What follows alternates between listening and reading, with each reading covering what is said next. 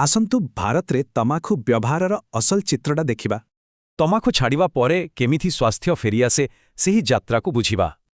ଆଉ ଏହି ଅଭ୍ୟାସ ଦେଶର ଜନସ୍ୱାସ୍ଥ୍ୟ ପାଇଁ ଏକ ବଡ଼ ବିପଦ। ତେବେ ଆସନ୍ତୁ ଦେଖିବା ତମାଖୁ ଶରୀର ଉପରେ କେମିତି ପ୍ରଭାବ ପକାଏ। ଏହା ସିଧାସଳଖ ଶରୀରର ମୁଖ୍ୟ ପ୍ରଣାଳୀଗୁଡ଼ିକୁ ଟାର୍ଗେଟ କରେ। ତମାଖୁ ବ୍ୟବହାର କଲେ ଉଚ୍ଚ ରକ୍ତଚାପର ଆଶଙ୍କା ଏତେ ବଢ଼ିଯାଏ ନା?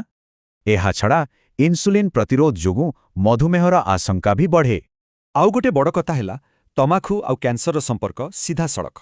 ଜାଣିଛନ୍ତି ମୁଖ କର୍କଟର ଅଧା ମାମଲା କେବଳ ଧୂଆଁବିହୀନ ତମାଖୁ ଯୋଗୁଁ ହୁଏ। କିନ୍ତୁ ଭଲ ଖବର ହେଉଛି ଛାଡ଼ିବା ମାତ୍ରେ ଶରୀର ନିଜକୁ ଠିକ୍ କରିବାର ଆରମ୍ଭ କରେ। ଆଉ ଏହି ସୁଧାର ଛାଡ଼ିବାର କିଛି ମିନିଟ୍ ଭିତରେ ହିଁ ଆରମ୍ଭ ହୋଇଯାଏ। ତେଣୁ କଥାଟା ସ୍ପଷ୍ଟ, ତମାଖୁ ଛାଡ଼ିଲେ ନିଶ୍ଚୟ ଫାଇଦା ମିଳେ। ଯଦି କେହି ଛାଡ଼ିବାକୁ ଚାହାନ୍ତି ତେବେ ସାହାଯ୍ୟ ପାଇଁ ଅନେକ ବାଟ ଅଛି। ସ୍ଥାନୀୟ ଡକ୍ଟର କିମ୍ବା ସରକାରୀ ସ୍ୱାସ୍ଥ୍ୟ କେନ୍ଦ୍ରକୁ ଯାଇ ପରାମର୍ଶ ନେଇହେବ। ମନେ ରଖିବା କଥା, ଏହି ଲଢ଼େଇରେ କେହି ଏକା ନୁହନ୍ତି, ସମର୍ଥନ ଉପଲବ୍ଧ। ତେଣୁ ଶେଷରେ ଏତିକି ହିଁ କହିବା, ତମାଖୁ ଛାଡ଼ନ୍ତୁ ଓ ସୁସ୍ଥ ରୁହନ୍ତୁ।